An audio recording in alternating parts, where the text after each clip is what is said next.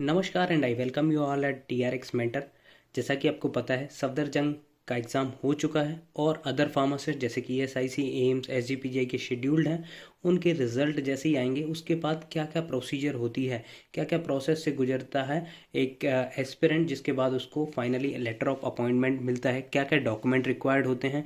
यदि वो डॉक्यूमेंट आपके पास नहीं होते हैं तो आपकी ज्वाइनिंग डिले होती है।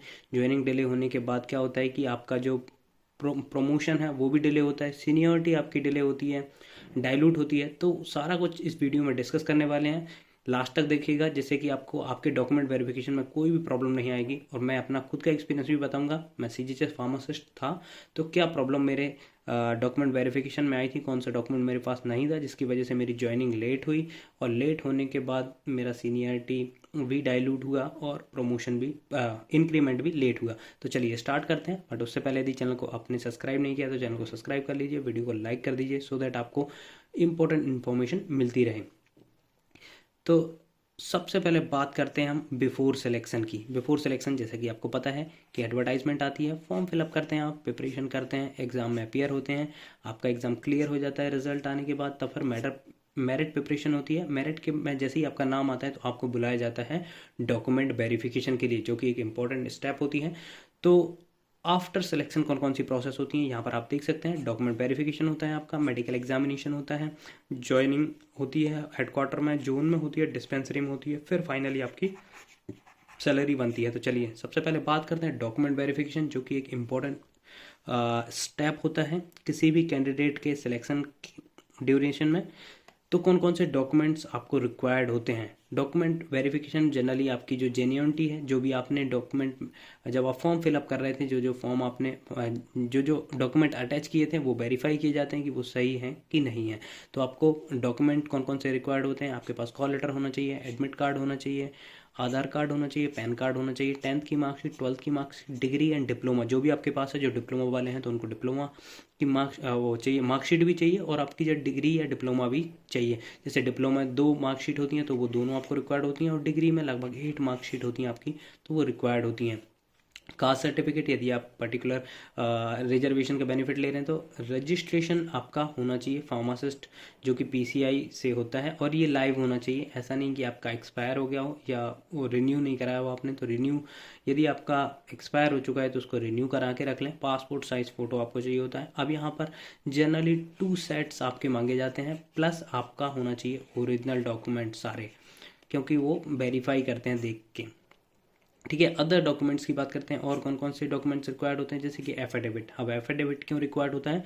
एफिडेविट सबके लिए रिक्वायर्ड नहीं होता, उनके लिए रिक्वायर्ड होता है जिनके में कुछ करेक्शन होते हैं। जैसे मेरे केस में मैं बात करूं तो मेरी जो 10th की मार्कशीट थी उसमें क्या था, मेरा फर्स्ट नेम था और मिडिल नेम था, लास्ट नेम नहीं था।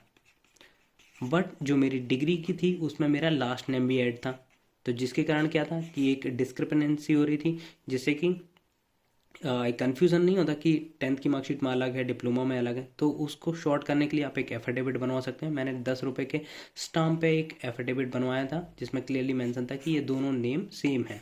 तो इससे क्या होता है कि आपकी कोई प्रॉब्लम नहीं आएगी। OBC NCL certificate. OBC जो जैसे SC ST होते हैं उनका तो एक ही सर्टिफिकेट होता है, बट जो OBC होते हैं उनका NCL जो नॉन क्रीमिलियर ईयर सर्टिफिकेट होता है वो करंट फाइनेंशियल ईयर का होता है। करंट फाइनेंशियल ईयर मतलब ये होता है आपका 1 अप्रैल से स्टार्ट होता है, 1 अप्रैल से 31 मार्च का जो होना चाहिए आपका। जैसे मेरा NCL सर्टिफिकेट नहीं था जिसकी वजह से डॉक्यूमेंट वेरिफिकेशन में प्रॉब्लम आई थी, तो आप NCL सर्टिफिकेट जो भी OBC के कैंडिडेट हैं वो NCL सर्टिफिकेट 1 अप्रैल, जैसे कि इस साल है तो इस साल 1 अप्रैल 2023 से आपका बनेगा ये बनेगा आपका 2024 31 मार्च 2024 तक का। तो ये बनवा के रखें, इसमें प्रॉब्लम आती है, इसकी वजह से मेरा प्रॉब्लम हुआ था। फिर जब ये आपके डॉक्यूमेंट वेरीफाई हो जाते हैं, वेरीफाई होने के बाद आपको नेक्स्ट स्टेप पे बुलाया जाता है, वो होता है मेडिकल एग्जामिनेशन। मेडिकल एग्जामिनेशन में आपके टेस्ट परफॉर्म किए जाते हैं। जब आप टेस्ट में आपके नॉर्मल टेस्ट होते हैं, सब जितने भी टेस्ट हैं यदि वो नॉर्मल आते हैं तब जाके आपको मेडिकली फिट का सर्टिफिकेट मिलता है, फिर आगे की प्रोसीजर होती है। तो कौन कौन से टेस्ट जनरली परफॉर्म किए जाते हैं और ये आपको देखना भी है आपके मेडिकल एग्जामिनेशन ड्यूरेशन। यदि वो बढ़े हुए रहेंगे, जैसे जो मार्कर हैं वो बढ़े हुए रहते हैं, तो आपको मेडिकली अनफिट कर दिया जाता है, तो उसमें प्रॉब्लम आती है, वो मैं आगे आपको बताने वाला हूँ। तो टेस्ट में सबसे पहले आपको फिजिकल एग्जामिनेशन किया जाता है जिसमें कि आपका बॉडी वेट, टेम्परेचर, आपका बीपी मेज़र किया जाता है, आपकी हाइट मेज़र की जाती है। ये मेज़र होने के बाद फिर आपके ब्लड टेस्ट में जैसा कि आपको पता है एलएफटी होता है, LFT liver function test parameter, kidney function parameter, plus thyroid की आपकी जांच की जाती है। थायराइड के बाद आपकी जो चेक किया जाता है सीबीसी, कंप्लीट ब्लड प्रोफाइल आपका चेक किया जाता है। यदि ये नॉर्मल होते हैं तभी आपको मेडिकली फिट किया जाता है। बट जैसे मैं आपको बताऊं, जब मैं सीजीएचएस में ज्वाइन करने के लिए गया था तो मेरे कुलीग थे, उनका क्या हुआ था कि लिपिड प्रोफाइल बढ़ी हुई थी। जैसा कि आपको पता है कि अभी हमारी लाइफ स्टाइल उतनी अच्छी नहीं होती है, बहुत तेल वगैरह का हम खाते हैं, तेल स्वीट वगैरह खाते हैं, तो उससे क्या होता है कि लिपिड प्रोफाइल एलडीएल हो गया, कोलेस्ट्रॉल हो गया, वो बढ़ जाता है। तो डॉक्टर ने उनको मेडिसिन दी कोलेस्ट्रॉल, जो आपको पता होगी एटोरवास्टेटिन और जो फेनोफाइब्रिड वगैरह यूज़ की जाती हैं, तो वो उनको मेडिसिन दी। मेडिसिन देने के बाद जब उनका डाउन हुआ एलडीएल कोलेस्ट्रॉल लेवल, तब जाके उनको मेडिकली फिट किया। फिर आपका एक्सरे चेस्ट होता है, एचआईवी का टेस्ट किया जाता है, आई साइट आपका देखा जाता है, दोनों आई का होता है, ईयर का मतलब आपको प्रॉपर सुनाई देता है कि नहीं सुनाई देता है, हाइड्रोसेल का और पाइल्स का, ये सभी टेस्ट किए जाते हैं। जब ये नॉर्मल आते हैं तब जाके आपकी नेक्स्ट प्रोसीजर कंप्लीट होती है। यहाँ पे प्रॉब्लम क्या आती है, यदि देखिए आप जितना हो सके, अब ये कहाँ पर टेस्ट होते हैं, ये जनरली जो उनका रिकमेंडेड हॉस्पिटल होता है वहाँ पे आपके ये सारे टेस्ट होते हैं। जैसे कि सीजीएचएस के केस में मैं आपको बताऊँ, सीजीएचएस के सारे जो मेडिकल एग्जामिनेशन होते हैं वो सफदरजंग हॉस्पिटल में होते हैं। ठीक है, तो बाकी सबका अलग अलग रहता है। एम्स का अपना खुद का सेटअप है, तो वो वहाँ पर कराते हैं, सीजीएचएस वाले सफदरजंग हॉस्पिटल में कराते हैं। अब यहाँ पर जितने जल्दी आपका मेडिकल होगा, ध्यान से याद रखना, जितने जल्दी आपका मेडिकल होगा आप नेक्स्ट प्रोसीजर के लिए जाएंगे, आपकी ज्वाइनिंग भी जल्दी होगी। यदि आपका मेडिकल डिले होगा, जैसे मैंने आपको बताया था मेरे कोलीग का, उसका मेडिकल में क्या हुआ था, एलडीएल बढ़ा आया था, तो उसके कारण उसकी ज्वाइनिंग लेट हुई थी। ज्वाइनिंग लेट क्यों हुई, क्योंकि उसको मेडिकली फिट नहीं किया गया था। तो ये आप ध्यान रखें कि जितने जल्दी हो सके आप के मेडिकल टेस्ट हो जाएं और उसके बाद आप जल्दी से जल्दी सर्टिफिकेट ले लें मेडिकली फ़िट का, तब जाके आप ज्वाइन कर पाएंगे। यदि आपने नहीं लिया तो आपकी जो भी आपके कोलीग होंगे उनके बाद आपकी ज्वाइनिंग होने वाली है। फिर क्या होता है, ज्वाइनिंग एट एचक्यू। एचक्यू मतलब हेडक्वार्टर। अब जैसे अब यहाँ पे डिफरेंट पर्सपेक्ट में ले रहे हैं, जैसे ईएसआईसी हो गया, एम्स हो गया, सीजीएचएस हो गया और एसजीपीजीआई हो गया। तो ये तो सिंगल इंस्टीट्यूट है। सीजीएचएस और ईएसआईसी, देखिए इनकी तो डिफरेंट डिफरेंट डिस्पेंसरीज हैं अलग अलग स्टेट में। ठीक है, हेडक्वार्टर भी है और फिर उसके बाद डिस्पेंसरीज भी हैं। एम्स का सिंगल इंस्टीट्यूट होता है, तो यहाँ पर तो इतनी कोई प्रॉब्लम होने वाली नहीं है। लेकिन ईएसआईसी में क्या होती है, हेडक्वार्टर होती है, और सीजीएचएस में हेडक्वार्टर होती है। जैसे दिल्ली के लिए यदि जॉब आई है तो आप दिल्ली का जो हेडक्वार्टर है वो आर के पुरम में है, आर के पुरम जाते हैं। आर के पुरम में आपको मेडिकल सर्टिफिकेट देना पड़ेगा जो आपको फिट वाला मिला है, प्लस आपको वहाँ पे ज्वाइनिंग देना पड़ेगा। जब आप देंगे तो आपको फाइनली वो लेटर ऑफ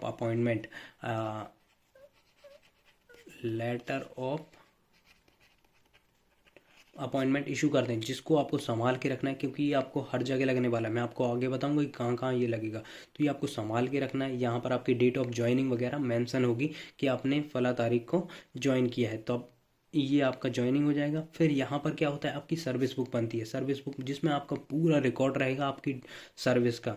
तो इसमें आपके फ़ोटोज़, आपके पेरेंट्स, आपके फैमिली डिपेंडेंट्स वगैरह सबके नाम लिखे जाते हैं, आपके थंब इम्प्रेशन किए जाते हैं, आपकी फ़ोटो वगैरह लगती है। जब आपकी सर्विस बुक बन जाती है फिर आपको भेजा जाता है जून में। अब जैसे ईएसआईसी हो गया, सीजीएचएस जून में बटा हुआ है, ऐसे ईएसआईसी भी जून में। तो सीजीएचएस में क्या होता है कि जैसे दिल्ली की बात करें तो दिल्ली में कितने जून है, दिल्ली में 4 जोन है, ईस्ट वेस्ट नॉर्थ और साउथ जोन है। इनमें डिफरेंट डिफरेंट डिस्पेंसरीज हैं। तो फिर जब आप यहाँ से जाएंगे कहाँ पे, जोन के लिए ट्रांसफ़र करेंगे, और जोन में जनरली आपकी प्रेफरेंस मांगी जाती है, या फिर जहाँ पर वैकेंसी होती है वहाँ पर भेज देते हैं। यदि वैकेंसी ज़्यादा होती है सभी जोन में तो आपसे प्रेफरेंस मांग लिया जाता है कि आप किस जोन में जाना चाहते हैं। जैसे ही आप उनको कन्फर्म करते हैं तो वो आपको एक लेटर देते हैं, अपॉइंटमेंट लेटर, जहाँ पे आपको, जैसे आपको मेरे को मिला था ईस्ट जोन, तो ईस्ट जोन में जाके मैंने अपॉइंटमेंट लेटर प्लस ज्वाइनिंग दिया। ज्वाइनिंग देने के बाद फिर मेरा वहाँ पे हुआ अकाउंट ओपन। यदि आपके पास अकाउंट ऑलरेडी है तो आप उसको ट्रांसफ़र करा सकते हैं, अदरवाइज़ आप अकाउंट ओपन करा लें। अकाउंट जैसे ही ओपन कराएंगे फिर आपको एनपीएस फॉर्म भर के देना पड़ेगा, जिसमें कि आपकी पेंशन वगैरह का सारा डिटेल होगा। फिर आपका एक आईडी कार्ड फॉर्म देंगे वो, तो वो आपको भर के देना पड़ेगा, तब जाके आपका आईडी कार्ड बनेगा। जब ये प्रोसीजर हो जाएगी तो इसके पैरेलल ही आपको क्या करेंगे, वो एक कोई डिस्पेंसरी जो नियरेस्ट होगी या जो जोन में डिस्पेंसरी होगी उसमें आपको प्लेस कर देंगे। तो जहाँ पर आप थोड़े कुछ समय के लिए रहेंगे, 10 से 15 दिन के लिए, जिससे कि आपके ये सारे डॉक्यूमेंट्स वगैरह बन जाएं, सबमिट हो जाएं। फिर उसके बाद क्या होता है, यहाँ पर आप जो 10 से 15 दिन काम करते हैं तो आपको यहाँ पर एक्सपीरियंस भी मिल जाता है कि डिस्पेंसरीज में कैसे काम होता है। उनके जो फार्मासिस्ट होते हैं उनके साथ आपको लगा दिया जाता है, जिससे कि आप थोड़ा बहुत काम सीख लें। जैसे मेरे को CGHS में लक्ष्मी नगर में ही प्लेस कर दिया था, तो वहाँ पे थोड़ा सा जो भी काम होता है फार्मासिस्ट का, कैसे सॉफ्टवेयर ओपन होता है, कैसे मेंटेन करना है, कैसे इशू करना है वगैरह, वो सब सिखाया जाता है। तो ये एक एक्सपीरियंस आ जाता है। जब यहाँ पे आपके डॉक्यूमेंट सारे बन जाते हैं, आपको थोड़ा बहुत एक्सपीरियंस हो जाता है, फिर आपको फाइनली भेजा जाता है, डिस्पेंसरी अलॉट की जाती है। अब डिस्पेंसरी में या तो वो जहाँ पे वैकेंट होगी पोस्ट वहाँ पर भेज देंगे, अदरवाइज यदि सभी जगह वैकेंट होगी तो आपसे प्रेफरेंस मांग लेंगे आपको किस डिस्पेंसरी में जाना है। जैसे मेरे को मिली थी D94 साहिबाबाद, साहिबाबाद डिस्पेंसरी मिली थी। वहाँ पर मैंने जाके अपॉइंटमेंट लेटर प्लस ज्वाइनिंग दी। ज्वाइनिंग के बाद फिर मेरी हो गई सर्विस स्टार्ट। अब सर्विस में आपको दो जगह भेज सकते हैं, या तो वो आपको काउंटर पे भेज सकते हैं। काउंटर मतलब जहाँ पर आपकी जो गवर्नमेंट सप्लाई होती है मेडिसिन की, वो वहाँ पे भेज सकते हैं, या पर आपको लोकल परचेस में भेज सकते हैं। लोकल परचेस में जैसे जहाँ पर की जो मार्केट से परचेस होकर ड्रग आती है और वो डिस्ट्रीब्यूट होती है, तो वहाँ पर आपको प्लेस कर सकते हैं। इसके बाद फाइनली आता है कि सैलरी कब से आना स्टार्ट होता है। तो सैलरी जैसे ही आपकी सर्विस स्टार्ट होती है तो आपकी सैलरी आना स्टार्ट होगी सेकेंड मंथ से, क्योंकि आपके फर्स्ट मंथ में आपका डॉक्यूमेंट वगैरह, आपकी सब डॉक्यूमेंट्स वगैरह बनेंगे। उसके बाद आपकी सैलरी सेकेंड मंथ में आएगी। और आपकी कब से आती है, जब से आपने ज्वाइन किया था, डेट ऑफ ज्वाइनिंग, कहाँ पर, हेडक्वार्टर में, तब से आपकी सैलरी बनना स्टार्ट हो जाती है। फिर जैसे ही आप सर्विस स्टार्ट करते हैं उस दिन से आपकी क्या होने लगती है, प्रोविशन स्टार्ट हो जाता है। प्रोविशन जो कि आपको पता है जनरली 2 ईयर का होता है। अब यहाँ पे आपको इम्पोर्टेंट ध्यान रखना है कि आपके जो डॉक्यूमेंट्स हैं जितने भी आपने दिए हैं, जैसे कि आपका डिग्री हो गया या आपका डिप्लोमा हो गया, ये आपकी यूनिवर्सिटी में जाते हैं वेरीफाई होने के लिए। तो अपना ध्यान रखें, मतलब अपना ध्यान नहीं, इनका ध्यान रखें कि यदि ये गई हैं और आपका वेरीफाई होके आ जाएगा तभी ये कंफर्म करेंगे आपका प्रमोशन, अदरवाइज ये कंफर्म नहीं करते हैं। सेकंड आपका जाता है पुलिस वेरिफिकेशन के लिए।